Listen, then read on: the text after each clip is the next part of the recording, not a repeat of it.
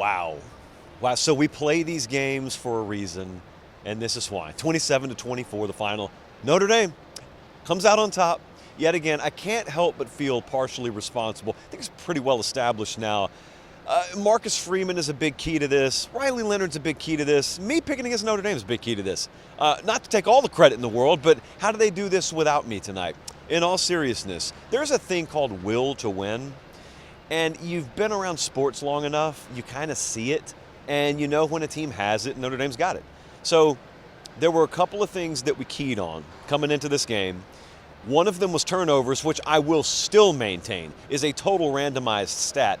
Evidenced by the fact that Notre Dame actually loses the turnover battle and somehow wins this game. More on that in a second. So just think about this now. If we were to tell you this morning when we woke up here in Miami, Penn State is going to, outrush Notre Dame. Not only that, they're going to hang 200 on the ground and they're going to win the turnover battle. We would have said what? We would have said, well, who are they playing in the national championship game? Who's Notre Dame facing? No. Who's Penn State facing in the national championship game? I would have thought that was ball game. If you told me they're rushing for over 200, the only thing I would have needed to know was, all right, let me check the turnover stat. Let me check the turnover margin. You tell me Penn State's up in that category, ball game. And it's not. I'll tell you why. Because the thing that I did not expect to see show up for Notre Dame showed up. It was the explosive play through the air. Not a ton of them. You don't need a ton of them in games like these. But we saw it. And then we saw a backup quarterback have to come in. Jesse, what did he go, like 6 for 7 when he comes in? And there was a 3-point swing, I guess if you want to call it that. Notre Dame gets 3 towards halftime, and they're down by 2 possessions. At that point, and they cut it to 1, and then they come out with a completely different energy in the second half. But just think about that for a second, because I'm sitting like right over here, and I'm saying out loud to the people around me, all right, here it is. For the first time in what seems like forever, Notre Dame's down. They're in trail mode, but they're down by 2 possessions. And then they just rattle off 17 unanswered. It was one of the big things I wrote down in my notes pad is, okay, question, what can you do? What will you do if you get down by 2 possessions? And then the next line I have answer, 17 unanswered. That's what you do. And then you got a back and forth game.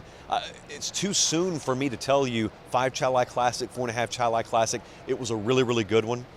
This game started at a snail's pace in terms of scoring. Thing was moving really quick. It's like a Greg Maddux pitched game in the 90s. But it ends up hitting the over, and we end up a back and forth affair. A corner falls down. Notre Dame comes back to tie it. Then they have this Drew Aller interception down here right behind me, and then they go on to win it. It's the kind of thing where if you're watching a game in a vacuum, you probably look and you say, man, I can't believe that happened. Oh, how lucky they are for this to happen.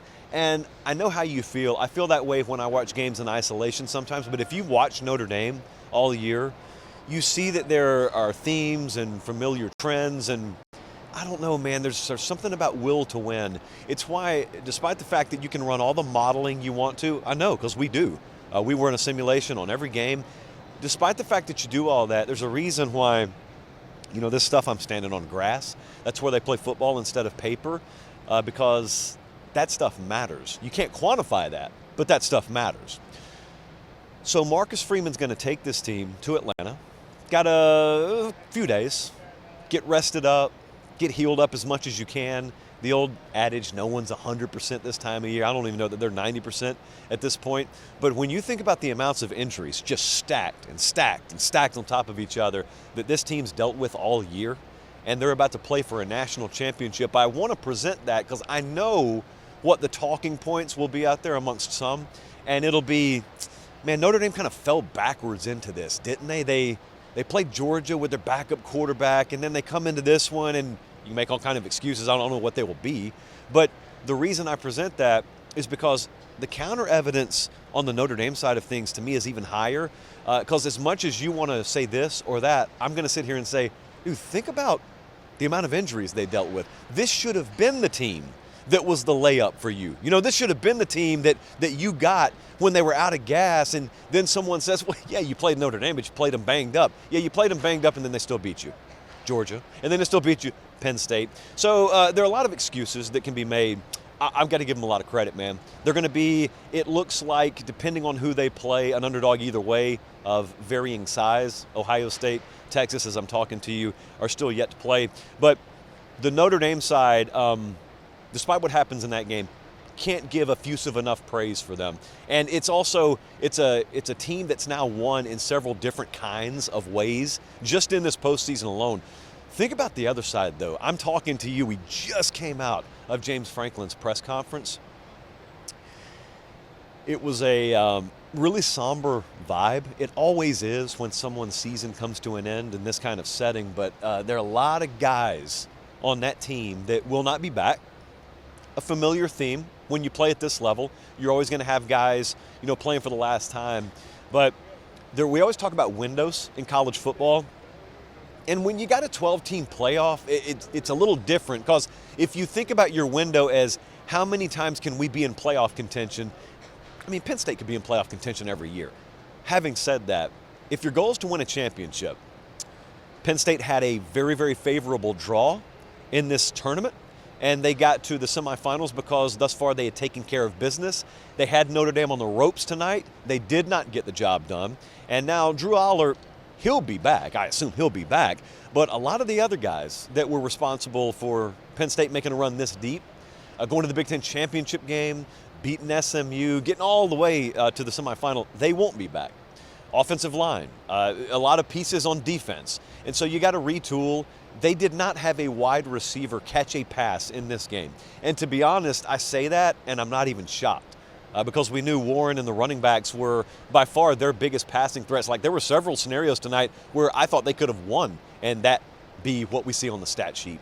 So I'm really curious to see what the energy is around this Penn State team, not in the days to come, but like going into spring, when the dust is settled, everyone's made their draft declarations and whatnot. Really interested to see what they look like. Because the expectation will be, since you've gotten a taste of this, that the starting point now, even though this is not the way it really works, the starting point for 2025 is, okay, we're a contender, now how do we win a championship? That is not the way this works at all, but the standard's been set. There's also something else to remember. We'd be remiss if we didn't talk about this. Switching gears back to Notre Dame for just a second. If you think about legacy, you think about programs over teams, think about where Notre Dame is right now, and think about the fact that a guy like Mike Denbrock, for example, who's the offensive coordinator here, this time last year was calling plays for Jaden Daniels winning a Heisman at LSU in a completely different kind of offensive look than what he called for Notre Dame this year. Al Golden as well, phenomenal defensive effort all year. I think what I'm trying to say is in the spring when we said, man, could they have the best coordinator pair in college football? That's been affirmed, I think, all year long. But then also think about how a couple of years ago you have Brian Kelly's been there a long time and he leaves. It is very natural to question, did he just voluntarily leave us for a place that he claims will give him better resources and a place down south that'll give him a better chance to win? Yeah, he sure did. And what did you do? You promoted from within, which means you trusted your guys. Everyone's crazy about Marcus Freeman, not in revisionist history mode, but immediately when he gets the job, everyone loves it. And you know what it means when you promote your guy from within and then he validates your decision just so emphatically. Brian Kelly is nowhere to be seen. LSU's nowhere to be seen in this postseason. And they're going to sit at home and watch Notre Dame play for a national championship. I'm not affiliated with the Notre Dame program, but for those who are, I know that has to be extra sweet here. It's not at the forefront, but it has to be extra sweet. So congrats from someone who doubted, and for all I know, will probably doubt again going into the national championship game. Why would you have it any other way at this point? Notre Dame over Penn State. It was a classic in Miami, and we'll move on. We'll see who they play, but we'll move on to watch them play in Atlanta January 20th.